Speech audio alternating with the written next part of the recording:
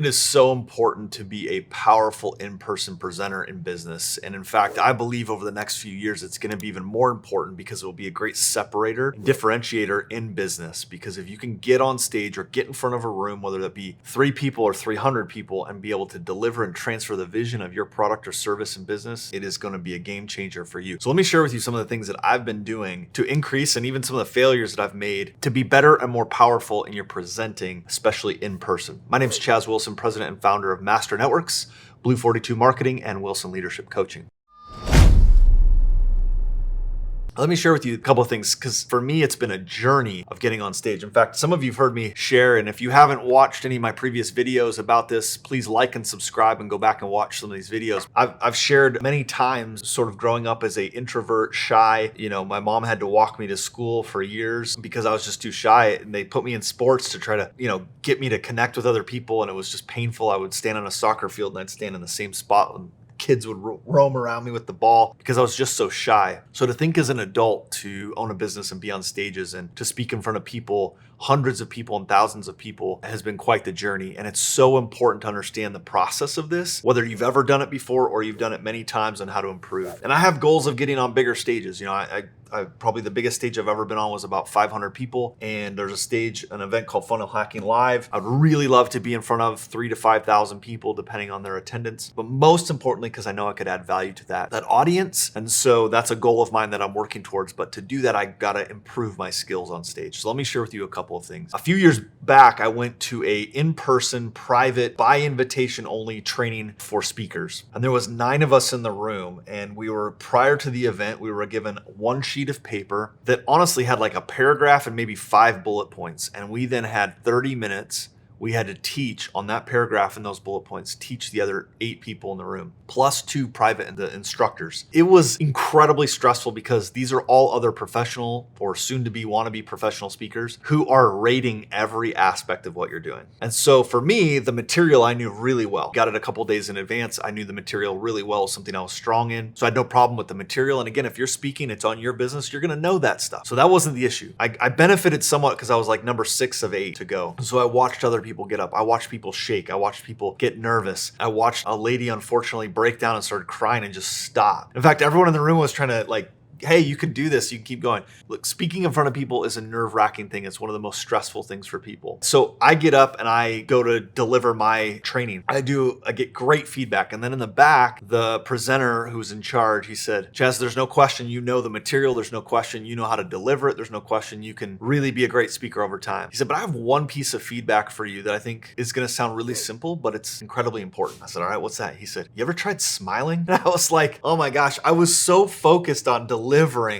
the material, and I was so intense in my delivery and so passionate about what I was doing, like I almost looked angry and upset. And I went back and watched it on film, and it was accurate. I wasn't smiling. And so fast forward today, I sometimes tell my team, hey, make sure, stand in the back and smile at me. Make sure I'm smiling when I'm delivering the information that I'm working on delivering. There's lots of different things you can learn over time, and I've learned them. So I'm gonna share a couple of those with you. Number 1, when you go watch other speakers, I'm always watching for 2 things. I'm listening to the content that they're sharing, of course, but I'm also simultaneously having 2 sets of eyes watching. I'm watching and listening to what they're saying, and I'm also watching what and how they're doing it. There was this great speaker that I used to watch, and the way he moved around the stage, I started watching that. I started thinking okay, if he's telling a story, and it doesn't have to be a stage. If you don't have aspirations to be on stage, that's fine. Your stage could be 3 people in front of a room or at a conference table. Some of these same skills apply. But he didn't just, the way he moved and the way he shared story, he didn't just tell a story, he relived a story. And by reliving the story, you were with him in it. So for example, when he told a story, he was talking about a little child that he was talking to. He knelt down on the stage. Even though there was no one there, he knelt down as if he was talking to that child. And all of a sudden you go,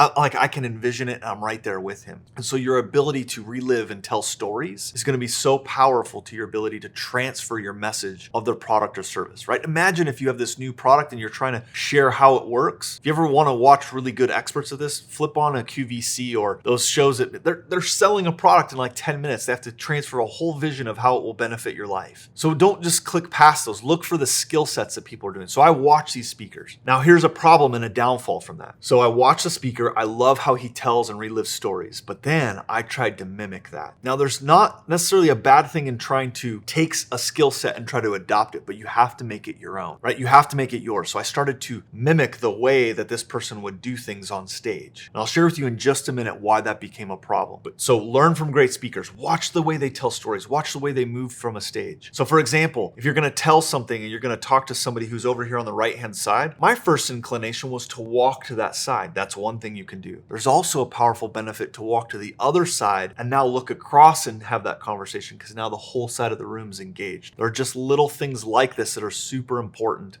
as you learn the skill and the craft of how you present yourself. By the way, if you find this helpful, make sure you like and subscribe to our channel. Share this with anyone you know who wants to be or soon to be or want to be presenter in person and wants to up their skill set. The other thing that I'm going to share with you that's just mightily important, it seems like such a small thing. If you say you're going to be done at a certain time, if you have 10 minutes to speak, you better be 10 minutes. If you have an hour to speak, don't go longer than an hour. As soon as the time is up, people inherently know your time is up. They stop listening. It does not matter how powerful your content is, they're done. They check out. The best thing you can do, and I'll remember one of the best speakers I ever heard from, and I had so much admiration for the speaker. It was actually the second speaker. The first speaker got up and he gave this one of the best 15-minute speeches I've ever seen and ever heard. It was the second speaker, though, that spoke the most to me, because he got up and he said, he just tied his message in and he said, look, we have just heard one of the best messages. It was such an admiration for the previous speaker. And he came off so classy. He knew before he got up that he had just heard, we'd all heard one of the best, most inspirational speeches we had ever heard. He knew that he had the ability to either detract from it by what he was doing or add to it. And you walk a fine line. He knew he could maybe not add too much. So here's what he did. He got up and he said, look, we've just heard one of the best speeches. He said, as a speaker, I wasn't for the last 15 minutes a speaker. I was an attendee just like you. And what I just heard touched my life. And to be honest, I would just add one thing to it. And he maybe took 2 minutes and added a brief little thing to it. And then he kind of closed up what he did and he sat down. And he had 25 minutes or so. But what he did as a speaker was validated the message of the previous speaker. And he came off looking so good and so classy, just as well as the previous speaker. But if he had tried to compete, is what I'm getting at. If he had tried to compete with that previous speaker and been like, oh my gosh, that was so good, but let me tell you why mine's better, or let me tell you why my thing's gonna top that, he knew that was a battle he would lose. And I sat there and I went, man, that is one of the most professional, classiest speakers I've ever seen. So you have to know the skill set and the audience of the people around you. Let me share one other thing here. Your words matter. And I mentioned to you about mimicking, right? The things you say are so important. So I got up on stage one time and I said, hey, I'm so excited to speak to you today, or speak at you today. And later, one of the other speakers who was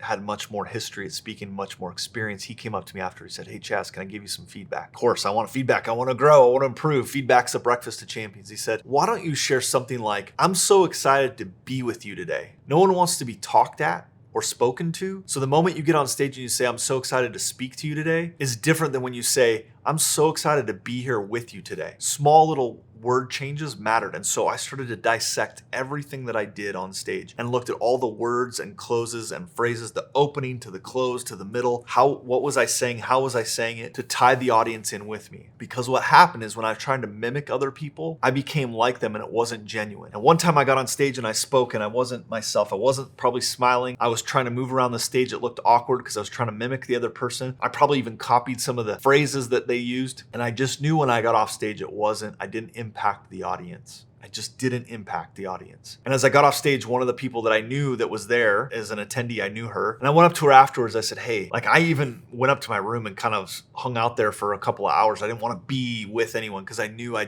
missed the mark. And these are some of the greatest learning experiences when you do. Whether that's one-on-one with a customer and you go to sell something and it doesn't land, ask for feedback. Even if they say no, say, tell me why. I just want to learn. I want to get better. So I get off the elevator. I'm walking down the hallway and I see this young lady and I said, hey, thanks for being here. And she's like, oh, wow, you did great. I could just tell it was a nice compliment, but I knew it wasn't genuine. I said, hey, listen, I feel like I really struggled. I would love to know what your thoughts are and what your feedback is. And she said, can I be honest with you? I'm like, yes, please. She said, she mentioned one of the other speakers who happened to be there as well. And she said, I feel like you're trying to be like so-and-so. I mean, she nailed it, absolutely nailed it. And I felt horrible in the moment because I was like, I bet everyone else felt that way too. She said, listen, he is a very dynamic speaker, but when you are you on stage, you're very magnetic. And like that has stuck with me for so long. When I am me, people are attracted to and magnetic. And when you're you, they'll be attracted to you. You as you are. Don't try to be anyone else. You can learn skill sets, but don't try to be anyone else. From that moment on stage, I decided I would always be me and I would do it the way I felt was right. So how I prepare right now is I maybe draw out a few bullet points and I get up on stage and I teach and I do it the way I would do it. And I try to listen and I try to look at the audience and see what they need. A couple years ago, I was in Atlanta, about 400 people in the audience. And this was after the experience I just shared with you. And I'm on stage and there's an activity that I typically do. And it's a little bit of an emotional activity. And I just felt inspired at that moment based on how I felt with the audience to shift gears on stage, even though it wasn't planned and prepared, to shift gears and to do that exercise. And that exercise is I asked them to pull out their phones and I asked them to text someone that they care about who's not in that room. And I asked them to share a specific message exactly as I tell them to. And they do. And I noticed about a minute later, 2 minutes later, something like that, as I continued on, there was a gentleman right in front,